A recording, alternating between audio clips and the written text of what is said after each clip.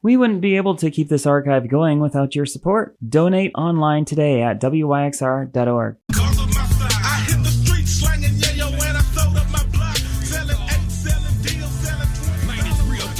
With your main Chip Washington. When it comes to information, the main got an arsenal.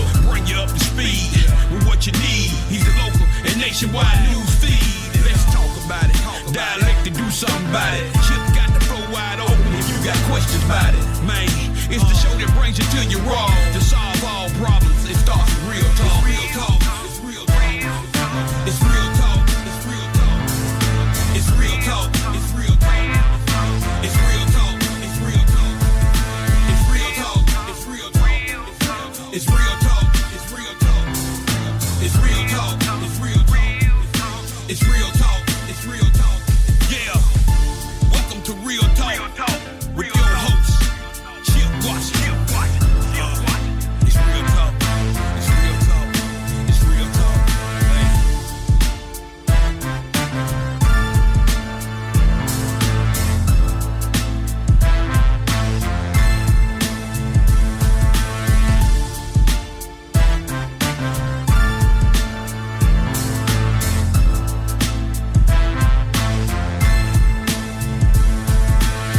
And here we go. The first new broadcast of 2024. It is 6 o'clock straight up. That means it's time for Real Talk Memphis. We are back in the house. It is great to be back in the air chair. Happy New Year to each and every one of you on this 8th day of January 2024. And my hope for you already is just that you have an amazing, fantastic year, that everything goes according to plan, and that you'll have something to celebrate, as we get down into the months and, into December, and you can look back and say, man, yeah, 2024, that was a stone cold good year. But anyway, it's great to see my colleagues here today. It's Bryn and Lola, of course, and we have a special in studio guest this evening, Addison. Addison is Lola's daughter, and she went off to college in the fall, and down in Jackson, Mississippi. And I walked in the studio and I saw her reclining over here in the corner. It's good to see baby girl, and she's doing fine. Everything is going well for her. I hope that everything is going well for you. Before we get started with the guest list and the whole 9 yards, you're asking yourself, you're starting a brand new year. We've been off for the last couple of weeks, holiday and the whole 9 yard, and we're back in the saddle again. How do you get this fine piece of radio broadcasting? Well, I'm glad you asked that question. Right now we're on the air live, 91.7 WYXR, on the FM side. You can also catch us on the WYXR app, the TuneIn app. We're on Facebook Live this evening, and once the show is posted in the next day or so, you will be able to catch us on YouTube, and of course wherever it is you get your podcast. So we got all that business out of the way. Everything else is front and center for us this evening. I will tell you this. I hope that you had a wonderful Christmas holiday. I hope that everything went well for you. What did Santa leave me for Christmas this year? Last year, rather, I got COVID. Since it's been out all that time, I got COVID and I got strep throat. And your boy was down for a minute. I can tell you that. And if you've been fortunate enough not to contact COVID, you don't want it. You absolutely don't want this. I wouldn't even wish this on people. I completely and totally dislike. That's how bad it was. But we're working our way back around. Everything is all systems go. But yeah, I tell you, man, a lot of folks sick out here. RSV, which is the respiratory disease. Of course, we have the flu, which is rising pretty rapidly around here, and of course, COVID, which doesn't seem to disappear. So I hope your health has been good as well. As far as tonight's show, our first show of 2024. We're going to talk to a couple of newbies, I would like to say. I'd like to call them. 2 new members of the Memphis City Council, 2 of the 7 women that are on the city council this year, the highest number of women ever on the city council. We will be speaking with Yolanda Cooper-Sutton, who is the councilwoman for Super 8 Position 3, Super 8 District Super 8 Position 3. And we'll be speaking with Pearl Walker. Pearl is the newly elected councilwoman for District 3 over in Whitehaven area. And a bit later on, we will be talking with Shelby County Juvenile Court Judge. His name is Tarik Sugarmon. And, of course, there's a lot to discuss there as we ended the year with a lot of juvenile crime activity that we were all dealing with on our streets. He's going to talk about some of the initiatives that he is going to be moving forward this year, and even including some possible legislation on the parental responsibility of these young people out here, and parents who are not doing their job properly, and maybe even aiding their young people in some of this criminal activity. So we look forward to talking with him and talking with the rest of them as well. But, this is the time of the broadcast, January, brand new year. Of course, many of you have celebrated your birthdays since the first of the year. Maybe you had a birthday celebration over the weekend or today. And if you did, this is the time of the broadcast where we shout you out. We celebrate you. And we make it known to everybody that this is your very special day. But I can't do that unless I say, hit it, Brent. Happy birthday going out to Teddy Elvis. Happy birthday to Yvette Stone. John Robert Heckman is celebrating his birthday today. Happy birthday to Lamar Williams, to Marsherie Gatewood. Corrento Taylor is celebrating a birthday, as is Kia. Now, I can't pronounce his name, but I want to say it's Kiawsha. I don't know how to pronounce that. But in any event, her last name is Williams. And very happy birthday to her.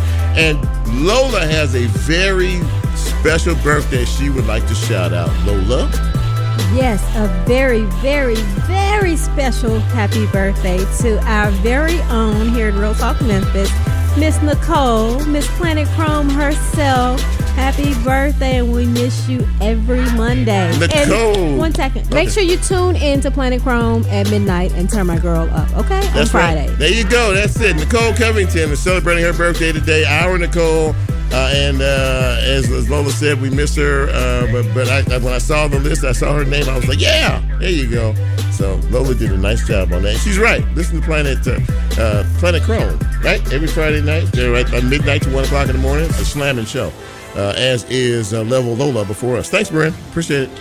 So let's get into some news and notes. Since we were all together a couple of weeks back, we officially have a new mayor. His name is Paul Young. He's been sworn into office. We have several new members of the city council who are sworn into office as well. So everybody wants to hit the ground running in terms of the crime situation in our city. We broke another record last year, just under 400 homicides in the city of Memphis last. I think it was like 398 last year. So there's a lot of work to do in reference to all of that. By the way, before I move forward with a couple of news and notes here, a couple of deaths to announce. Carl Everett Johnson Sr., who was a force in this city for a very long time. He was the longest serving school board member in the history of the school board, serving 35 years. He was a political giant. He helped to change the course of history in this city for so many people. He died the day after Christmas. And also one of the stalwarts of the civil rights movement back in 1968, former sanitation worker Elmore Nickelberry.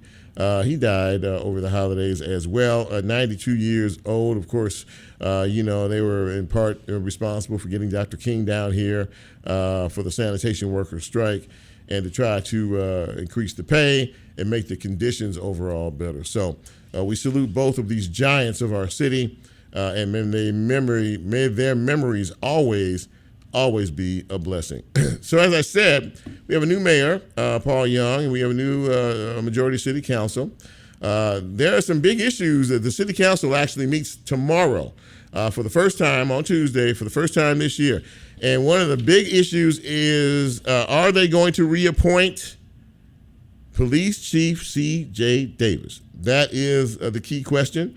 Many of them have been asked, the city council folks, and I plan on asking them myself here in a few minutes, whether they're going to reappoint the current chief of police or not.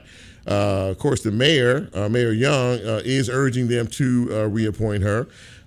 Some of the city council folks have not been too forthcoming in terms of exactly what they're going to do, but have said that they're going to place their vote tomorrow, and I guess we'll all find out then.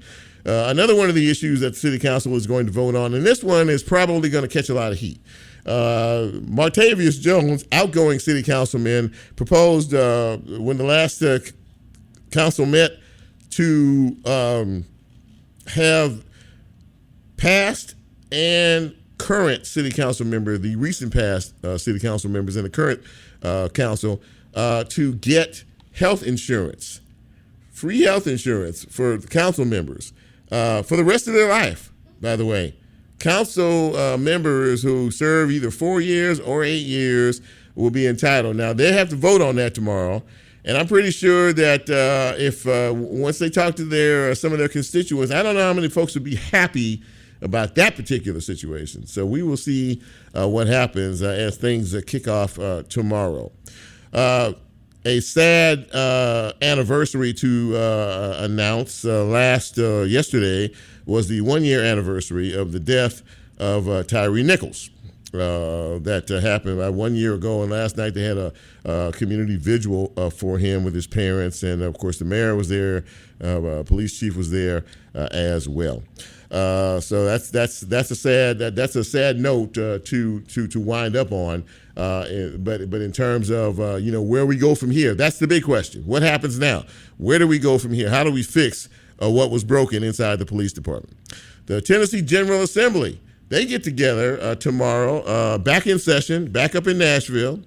As far as I'm concerned, any conversation that doesn't pertain to gun control and how we fix so many of these guns on the streets is a waste of time, as far as I'm concerned. But I'm willing to give them an opportunity, so we'll see exactly what happens with that.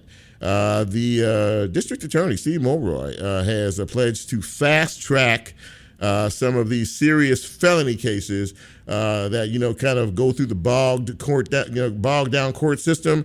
This revolving door we keep talking about, that the former mayor Strickland was talking about, and we will see how all of that plays out as well. Maybe we can actually keep some of these felons in jail. I'm just saying, for longer than a 24-hour or 48-hour period. Maybe we can actually do a little bit better in that regard. So we'll see. There are a lot of challenges on the plate, and we will see if our folks who are in charge of all of this will be able to take care of it. I know that the current mayor says we're going to end the chaos, and we're going to approach the crime problem like we did the COVID pandemic. We'll see what happens. All right, that's a look at news and notes. Congratulations to both the Tigers and the Grizzlies. They both won over the weekend, so the local teams are looking good to start things off this year. We're going to take our first break of the night, and when we come back, we will kick off the show. You might as well sit back and relax, get comfortable. It's a messy, sloppy night here in the city. A lot of rain out there, a lot of wind as well. Be careful if you have to go out and about.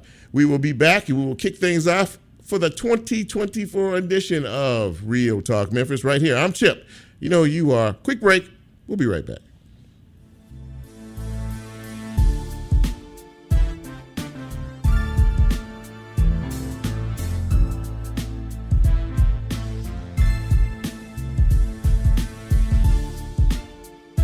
If you like Real Talk, here's a way you can get involved. Do you have a show topic idea or suggestion? Want to be considered a guest? Or have a guest idea? Then send Chip a message on his Real Talk show page and you can be a part of the Real Talk experience. So as he always says, go out and tell somebody. We'll be right back. It's real talk. It's real talk. It's real talk. It's real talk. It's real talk. Buster's Liquors and Butcher is proud to support WYXR, featuring the 3-Chord Backstage Series whiskey, custom blends created in collaboration with each artist, featuring Lucero, Dinosaur Jr., the Cadillac 3, and more. More information at bustersliquors.com. Located on the second floor of the Crosstown Concourse, the Memphis Listening Lab is a curated collection of music and music history that is open to the public 6 days a week. Vinyl Happy Hour happens every Friday between 3 and 5 p.m., where guest DJs from around the community will spin some of their favorite records. More information and a complete listing of upcoming events at memphislisteninglab.org. Hi, this is Anita Ward, here to tell you a bit about my alma mater, Russ College, which supports the music of the Mid-South through its partnerships with WYXR. I've been known for singing since my days on campus, and I continue to sing Russ College's praises. Before you heard me ring my bell, my classmates and I knew another motto: by their fruits ye shall know thee. You can make memories at Russ College too. For more information on admissions, enrollment, and activities, visit russcollege.edu. RIU is proud to support WYXR. Located at 5137 Summer Avenue, RIU serves a variety of traditional sushi and pho. Open 7 days a week, Monday through Saturday from 11 o'clock a.m. to 8 o'clock p.m. and Sunday from 11 o'clock a.m. to 4 o'clock p.m., serving the pho menu only. Carry out and delivery available. More information at 901riu.com. Hi, this is Anita Ward, here to tell you a bit about my alma mater, Russ College, which supports the music of the Mid-South through its partnerships with WYXR. I've been known for singing since my days on campus, and I continue to sing Russ College's praises. Did you know Russ College and Ole Miss have partnered up to offer the all-new 3-2 program? Students interested in engineering can earn 2 degrees in 5 years by taking courses on both campuses. For more information on admissions, enrollment, and activities, visit russcollege.edu. Support for WYXR comes from Feast and Graze, offering luxury grazing boxes, cheese and charcuterie platters, and tables for any occasion. Free delivery available within Shelby County, a new storefront with high P-Hour Wellness opening this spring in Poplar Plaza Shopping Center. More information at feastandgraze.com. Thanks for tuning in to WYXR 91.7 FM. Chris Rowling here, host of Dippin' Ya Hip on Tuesday nights at 6 p.m. As a listener-supported station, WYXR thrives on your support, not just as listeners, but as active contributors. So, I'm asking you to become a sustaining member today. Head on over to WYXR.org/donate and hit that donate button to keep your favorite WYXR DJs and hosts on the airwaves. Plus, our monthly donors get their own WYXR merch and a ton of other perks. Our way of saying thanks. Visit WYXR.org/donate today, become a monthly donor, and let's help keep the station with the city soul going strong.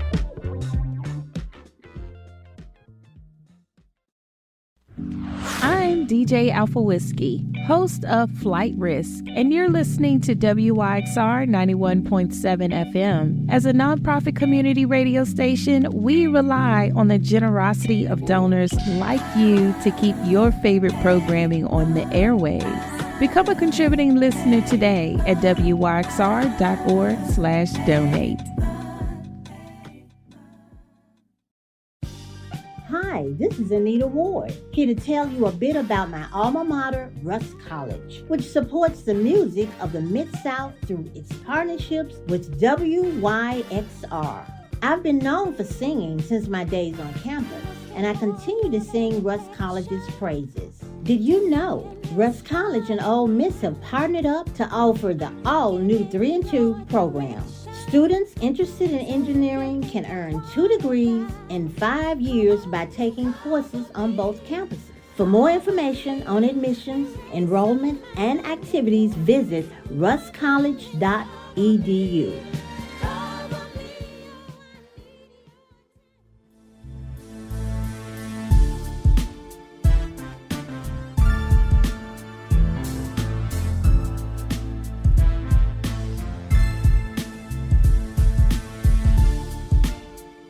Get Real Talk on the TuneIn mobile app under WYXR, and he's now streaming live on Facebook. And you can also catch a rebroadcast on YouTube. Just put WYXR in the search box and hit subscribe.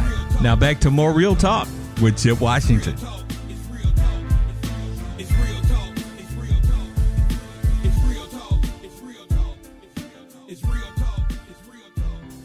And welcome back to Real Talk Memphis on this Monday evening.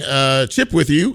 Glad to have you with us along for the ride. Our first show of this brand new year. We're trying to get Councilwoman Yolanda Cooper-Sutton. I see her, but we can't hear her. We're having some issues with the audio aspect of things, and we're trying to work that out. Hopefully, we can get it to where she can. Communicate where we can communicate with each other before it's all said and done. Y'all, let me know if we get to the point to where we can hear her.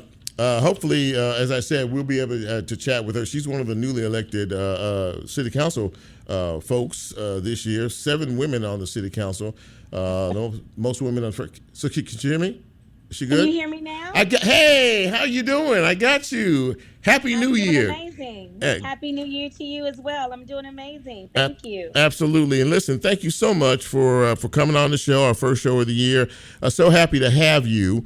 So listen, you were probably everyone, a lot of folks, maybe except your supporters and of course you on election night when you came and you won a very crowded race. You are the councilwoman for Super 8 position 3. Am I correct in that? That is correct. So you were a bit of a surprise to a lot of folks, and I was listening to the election coverage that night. When you did win this, I guess my first question to you, well, I should say, obviously, congratulations again on your victory. But what made you decide that this was the time and this was the district for you to run in to represent these fine folks? Well, it really wasn't my decision. I've been very prayerful about anything and everything that I do, even coming onto this show with you. Okay. And timing is so important. And once we understand that and we really grasp that timing is so important, it was just my time and my turn. And when I heard the gracious voice of the Holy Spirit say, run, I ran. And you won. And you won. So, there's a lot to do. You actually have your first meeting. You and your colleagues have your first meeting, official meeting tomorrow. And there are several items I would imagine on the agenda, but a couple that are getting note. And I thought I would ask you to see if you would respond. And one of them, of course, is the reappointment of the current police chief, C.J. Davis. Of course, the mayor has urged. He has said that he wants to retain her, but now it's up to the city council. So my question is, have you made a decision yet? Are you going to hold that until the meeting tomorrow? I will hold that to the meeting tomorrow. I have been very prayerful, and I have listening to my constituents, to the city of Memphis, and so I will hold that until tomorrow. Okay.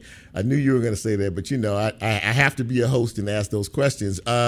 Another one of the issues is this proposal that was made in the last city council by Martavius Jones about health insurance for the last group of council members and this new group here.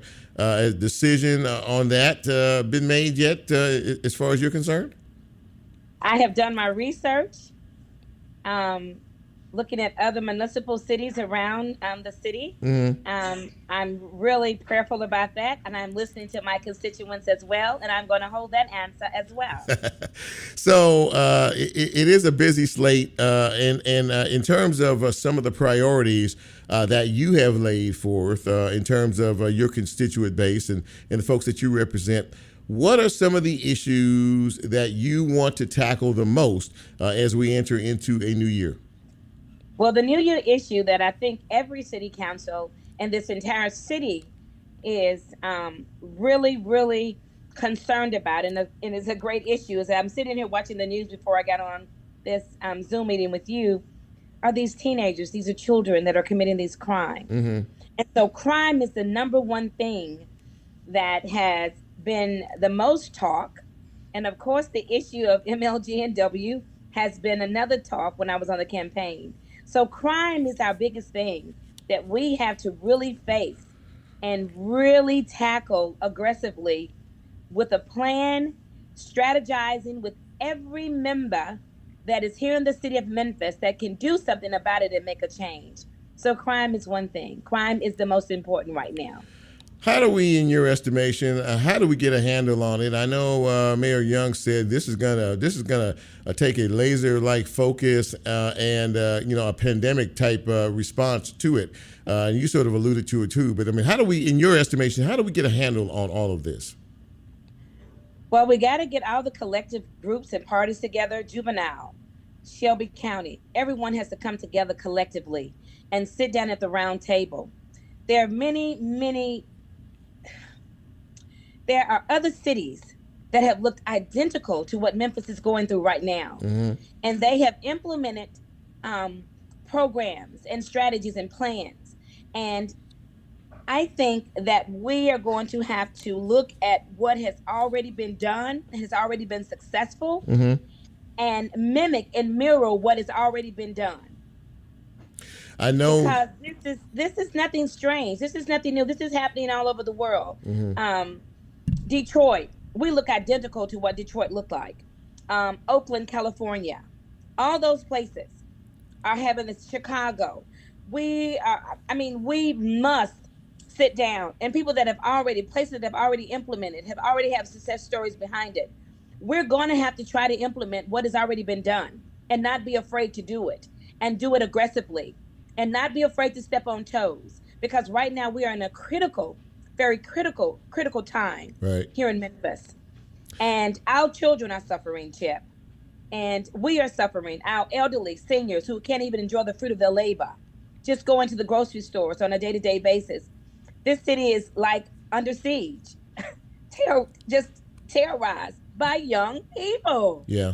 Yeah, you make a very good point, and a lot of us are suffering as a result of this. I mentioned at the top of my broadcast, we celebrated a very sad anniversary yesterday. It was the 1-year anniversary of the death of Tarik Nichols at the hands of some of our former law enforcement officers. I wanted to kind of get your take on all of this and how we move forward, because there seems to be a big time disconnect between the community and our law enforcement professionals. How do we fix that? We fix it. It's a very simple fix. Memphis is a very unique place. It's a different kind of place. It's very unique. And this place, Memphis, our home where we live, is predominantly a Black community, a Black city. And our crimes are being committed by our young Black youth. And we see them as we see it escalating every day. It's escalating and escalating. And we're going to have to sit at the table and really talk about it and inconvenience and have more accountability. There's not enough accountability in this city with the powers to be, with where we are now. And so we're just lawless. I mean, we're just lawless. And so there's going to have to be more accountability.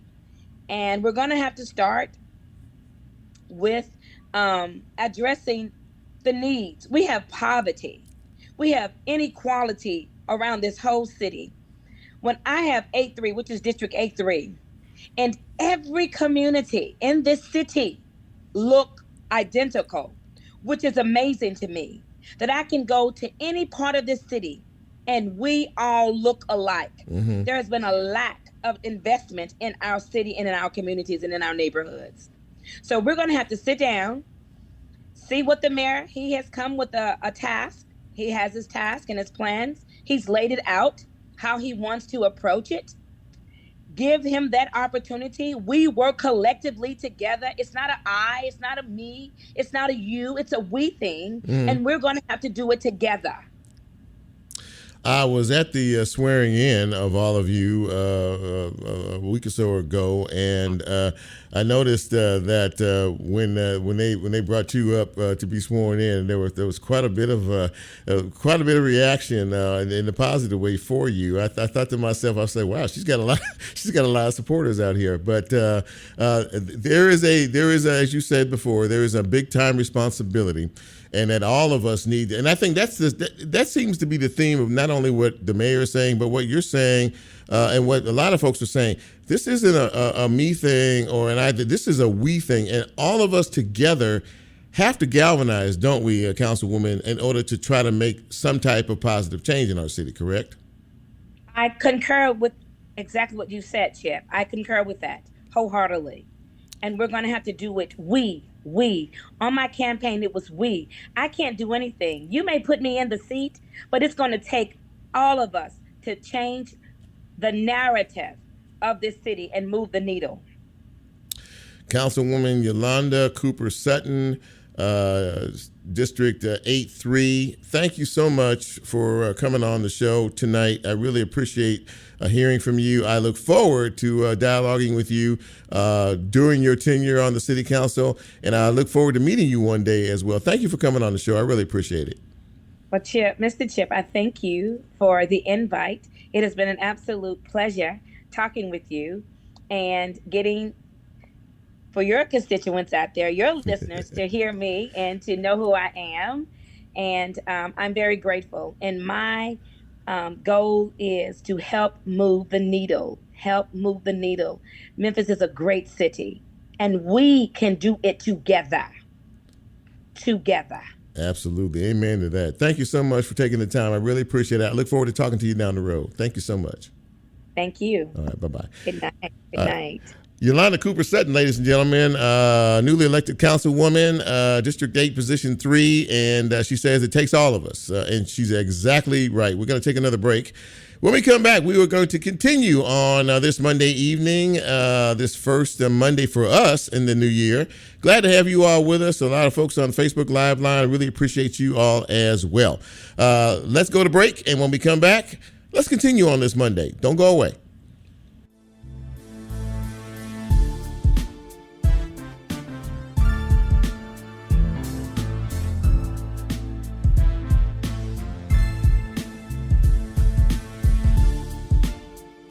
If you like real talk, here's a way you can get involved. Do you have a show topic idea or suggestion? Want to be considered a guest or have a guest idea? Then send Chip a message on his Real Talk show page and you can be a part of the Real Talk experience. So as he always says, go out and tell somebody. We'll be right back.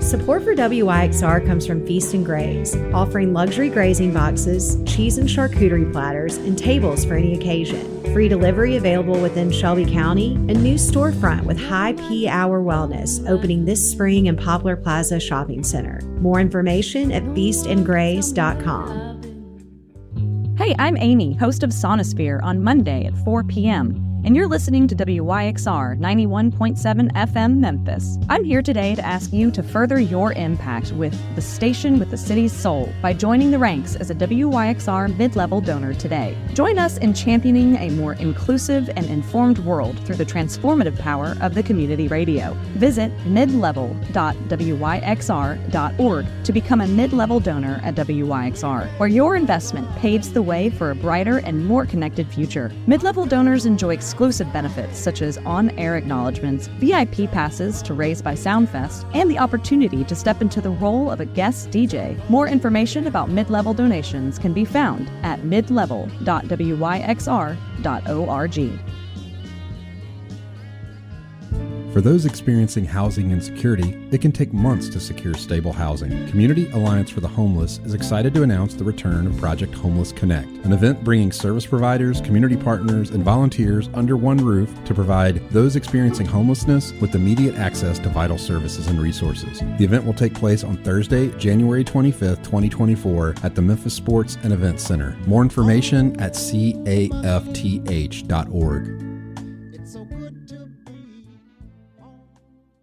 Yo, it's Chemist here, host of Computer Noise Radio, and I'm here today to ask you to consider donating to WYXR. When you donate to WYXR, you're no longer merely a listener. You're a vital part of our WYXR community. Becoming a member is incredibly valuable for community radio, allowing us to budget, plan, and increase the ways we serve Memphis. Join us in shaping the future of local radio now at wyxr.org/donate. I'm DJ Alpha Whiskey, host of Flight Risk, and you're listening to WYXR 91.7 FM. As a nonprofit community radio station, we rely on the generosity of donors like you to keep your favorite programming on the airwaves. Become a contributing listener today at wyxr.org/donate.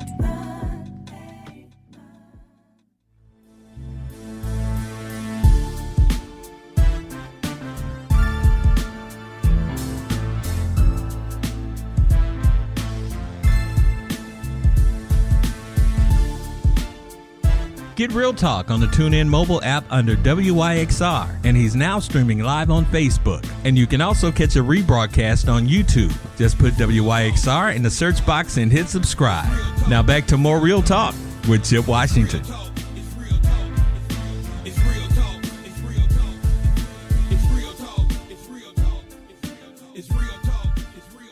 And welcome back to Real Talk Memphis on this Monday evening. Chip with you. Very glad to have all of you with me this evening. A lot of folks on the Facebook Live line. We're efforting Juvenile Court Judge Tarik Sugarmon. I think he's muted. We can't seem to. I can't hear him, and I don't know if he can hear me or not. He may need to reboot and try to relog in. Definitely looking forward to trying to speak with him tonight on some of the issues in reference to the juvenile population here. He is over juvenile court, and I can tell you that one of the things that he has been advocating recently is, of course, he needed more money to hire more staff, and the county commission gave him, over $2 million to be able to hire more staff, in his facility there. One of the other suggestions that he came up with, and one I applaud absolutely, is the responsibility of parents as pertains to their young people.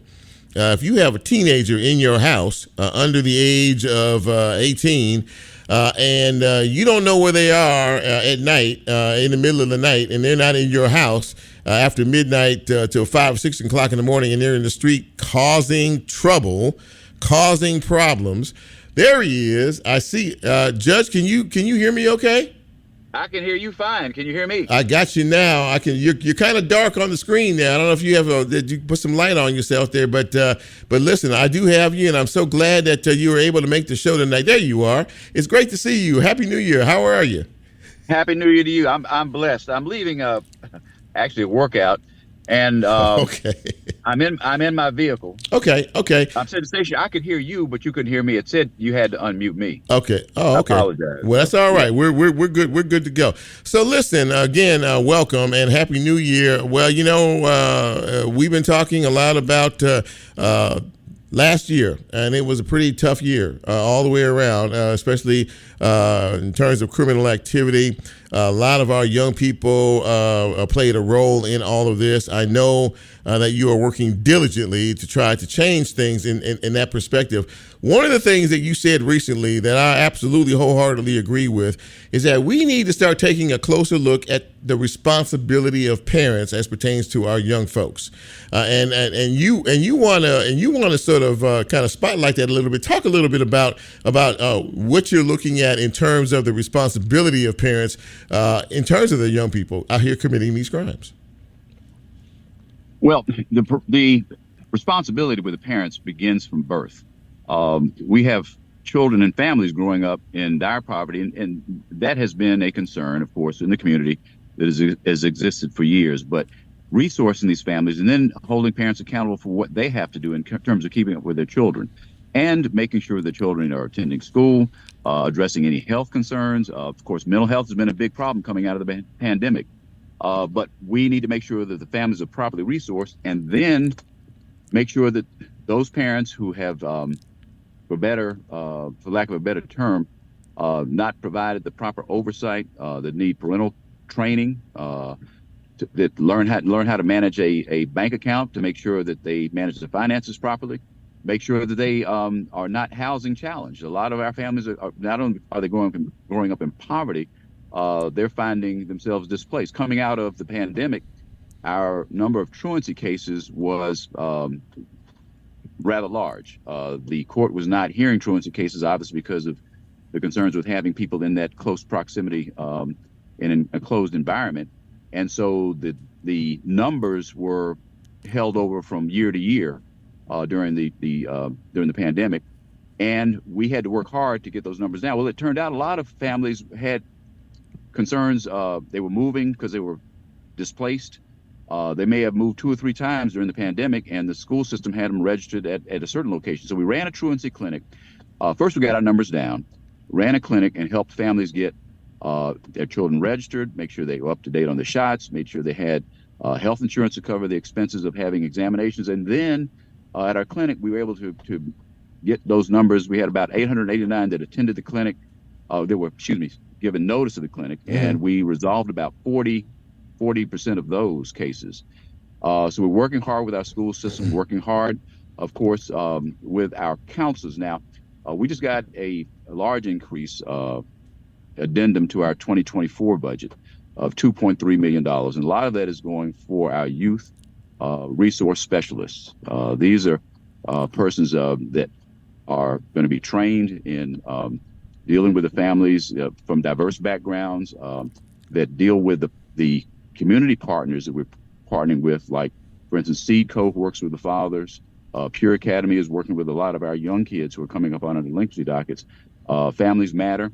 And to make sure that our community partners have a direct connection with the court, with the schools, and with those families, to make sure that we address the needs in the community. It's one thing to give a child an opportunity at getting, for instance, additional educational assistance, the family getting assistance with housing displacement, with food insecurity, but it has to be proximate to them because there are transportation issues in this city.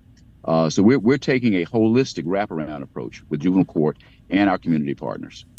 And I know that's a mouthful, but I want the citizens to know we're working hard on this. We're actually in the streets working with these families. That's what the youth development officers are going to be doing. I was going to say, development specialists. Go ahead. I've talked to a lot of people about this particular issue, and I know you're working hard, and I know you were allocated over $2 million, to help with what you're doing. But it is important, is it not, Judge? And I think you alluded to it. To meet these young people where they are, there's obviously a disconnect and an issue of trust in terms of the why of why they do what they do. But there really does need to be more of a focus on communicating with these young people. No? That's absolutely true. But the best way to do that is to make sure the parents are on board with their responsibilities, understanding what their responsibilities to the community are. For instance, 2/3 of our cases are on what they call the child welfare side of our dockets. Those are children who are there on dependency and neglect cases, child support, child custody, determination of parental rights. Well, 2/3 of our cases only get 1/3 of our resources. With these new youth development specialists, what we're going to do is work with the families directly. Heretofore, counselors have just been preparing cases for docketing on our delinquency dockets, on our child support, child welfare, dependency and neglect dockets.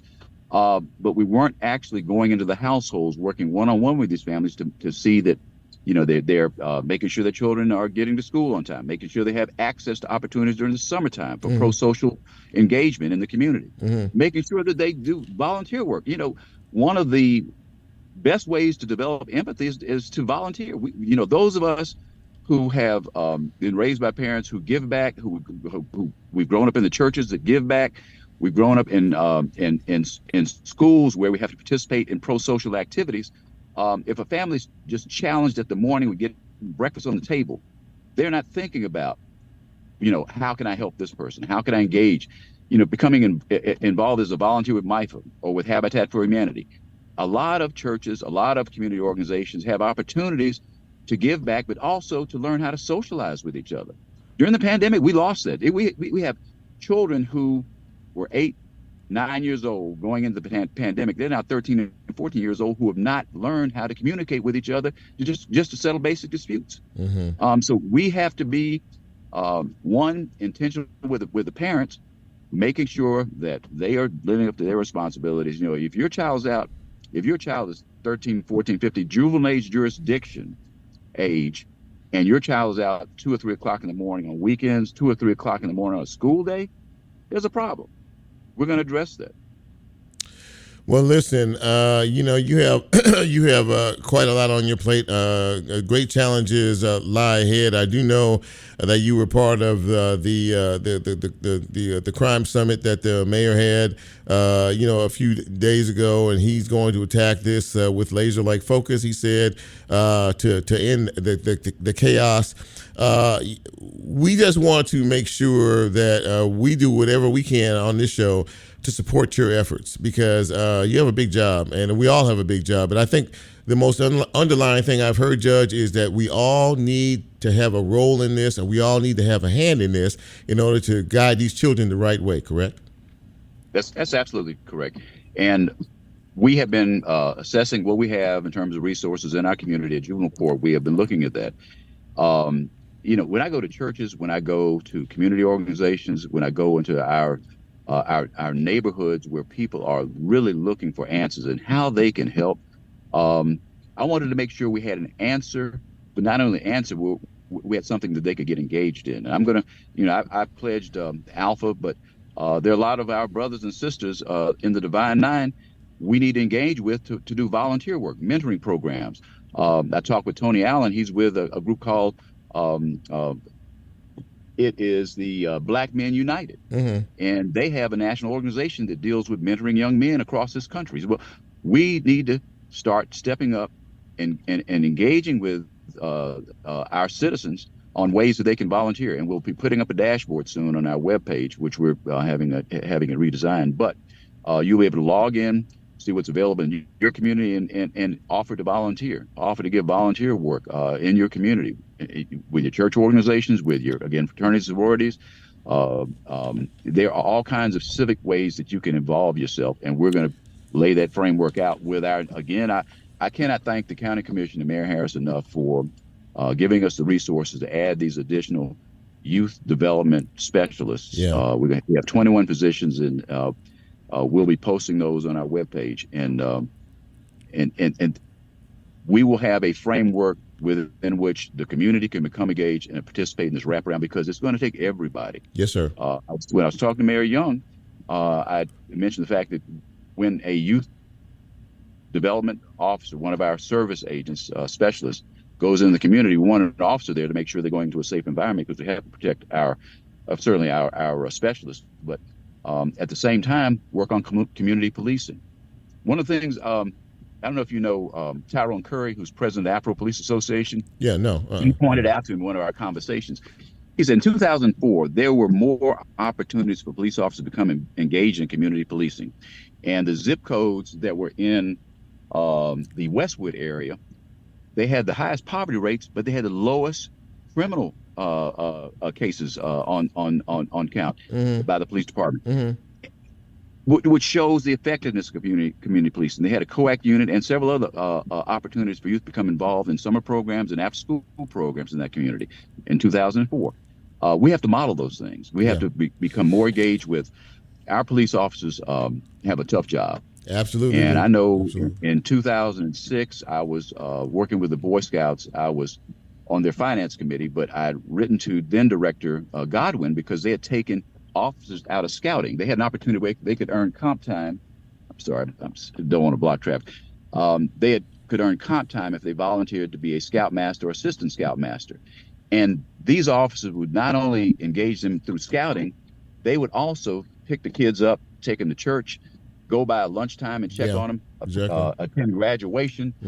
They were engaged in a positive way with these kids. Well, that also gave these kids an opportunity to see what was available in law enforcement. So the relationship they built was proactive. And if they found out that something was going on in their school that needed to be brought to the attention of law enforcement. That was a way of talking to citizens on the street and getting involved with these families, knowing what's going on in the households that may be deleterious to some of these kids. Absolutely. It was a way of connecting with MPD. Judge, listen, I got to run, but thank you so much for taking some time tonight out of your schedule to talk with me and our listeners about, what lies ahead in 2024. I look forward to hopefully getting you back on the show later in the year to talk about some of the other initiatives that you have planned for us. Really appreciate your time. Thank you so much. Certainly, Mr. Washington. Sorry about the problems on the front end. Not a problem at all, Judge. Take care. Thank you so much. Care. Yes, sir. All right. God bless. You too. Judge Tarik Sugarmon, ladies and gentlemen. We're going to take a really quick break. When we come back, Councilwoman Pearl Walker joins us on this Monday edition of Real Talk Memphis. Don't go away. We'll be right back.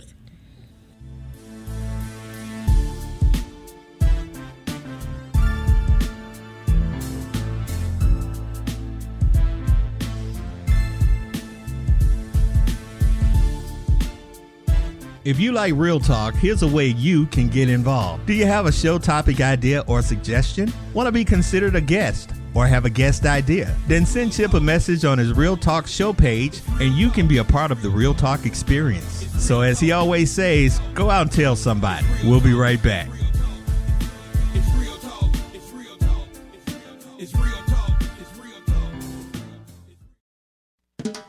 In celebration of 25 years of sharing stories and supporting the dreams of our customers, Independent Bank is proud to support the diverse programming.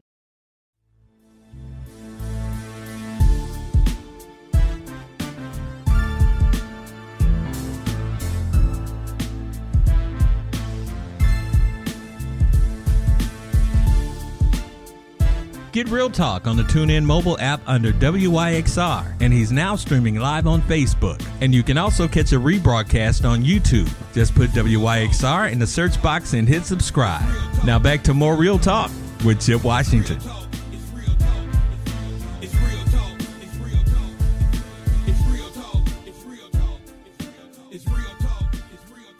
And we said it would be quick, and we're back. Glad to have you all out there with us listening tonight. We're also very happy to have our next guest. She is a newly elected member of the Memphis City Council. District 3 she represents, and her name is Pearl Walker. And Councilwoman Walker, it is great to see you. Happy New Year, and welcome to Real Talk. Thank you, and same to you. So listen, you all have your first meeting tomorrow. It's been a bit of a whirlwind since you all were sworn in last week. I was at the swearing in ceremony for all of you. You have a pretty full agenda starting out. Of course, I spoke with one of your colleagues earlier, Yolanda Cooper-Sutton, and everybody I think agrees that the major focus is crime and how we get a handle on it. And I'd like to hear some of your thoughts and suggestions on the approach that you will take as a newly elected member of the City Council to address this very important issue. Well, coming from an environmental and energy background, the data shows that the cleaner neighborhoods are the safer neighborhoods. So I want to take a deep dive and work more closely with Public Works and solid waste and see what we can do to clean the city up. Mm-hmm. So in addition to crime, when I was on the campaign trail, a lot of my constituents, they were concerned about the blight and the litter and the illegal dumping as well as the crime. So obviously that's going to be one of your focuses, is to try to clean up the area, in some of these blighted areas out here. Do you agree with Mayor Young's approach in terms of criminal activity in this city and how it takes all of us together to make reasoned decisions on exactly how we need to attack it, how we need to focus our police department, and how we need to direct our attention to our youth? Yes, I do agree with that. We need to be tough on tough criminals, but we do need to invest more in our youth. One of my campaign platform items was closing the information gap. Memphis currently has a lot of activities for our young people, but unfortunately, a lot of people don't know about them. And so within my newsletter, I'm going to be sharing that information. It's on the city's website, and you can find it in other places, but we do need to invest more in youth programming as well as programming for our young adults. When you think youth, you think up through age 18, through high school. Yeah. And then a lot of the programs are for young people ages 18 to 24. But in my district, District 3, we have the largest millennial population in Shelby County. So that's 24 to 40. And we need to think about them as well. In your estimation, is there a disconnect between law enforcement and the community, especially our young people? I think there's a disconnect, and partially that's due to George Floyd. Community policing has been effective across the country as well as here in Memphis, but that relationship between the police and the community has eroded to a degree since George Floyd, and here locally even more so since the Tyree Nichols incident. But that relationship can be restored, but we have to be intentional about it so we can benefit once again from community policing. I would be remiss if I did not ask you about a big decision that one of the first big decisions that you all have to make tomorrow, and that is retaining our current police chief, C.J. Davis. Of course, the mayor has decided he's going to keep her on, but the final decision on that lies with the city council. Would you like to share which way you might go on that tomorrow? So I won't be sharing that exactly, but I'm looking at data, I'm listening to my constituents, and I'm taking into consideration that we are currently undergoing a DOJ, Department of Justice investigation of patterns and practices. So between the three of those, I will be arriving at my decision that will be made known on tomorrow. Well, thank you. I knew what the answer would be, but I have to be a responsible journalist and ask these questions. Absolutely, that. Well, listen, I really, I wish you the best. You won your election in one of the closest elections in history. Before I let you go, the significance of 7 women on the city council, the most in the history of our city council. What does that mean to you, and what does that say about our city moving forward? It means a lot to me to be a part of the 7. I mean, it's history, and to be a part of history is just incredible in so many ways, on so many levels. That's something that most people don't get to experience in their lifetime, be a part of something historical, and what it will mean for the council and what it's saying is that the citizens, they're believing in us just like they have believed in the men over the years. They feel that we are capable and we are able to do the work and do a great job. Well, listen, I wish you all the best and great success for you and your colleagues on the city council. There's a lot to tackle, and I hope that this won't be your last time coming on the show. We love to hear any updates or any initiatives that you have to share during your time on the council. Thanks for being with us tonight. I really appreciate it. Thank you so much. Thank you. Have a good evening. You too. Thank you very much. Well, ladies and gentlemen, that wraps it up. A couple of technical issues aside, we managed to get all our guests on and had a great conversation. As Brent plays us out, thank you for joining us on this first show of the brand new year for us. I hope that you enjoyed it. And if you did, of course, please reach out and tell somebody. Because we're always trying to grow the audience. In the meantime, be careful out there. We have a lot of rain, a lot of wind out there that we're going to be dealing with for the next couple of days. And after that, it's going to get downright cold. By the time we're here next week, we'll only have highs in the 30s, but we'll deal with that then. In the meantime and between time, please be safe and take care of yourself. And for all of us here at Real Talk Memphis, for Nicole, for Lola, for Brent, I'm Chip. Take care of yourself. Until next time, we are out.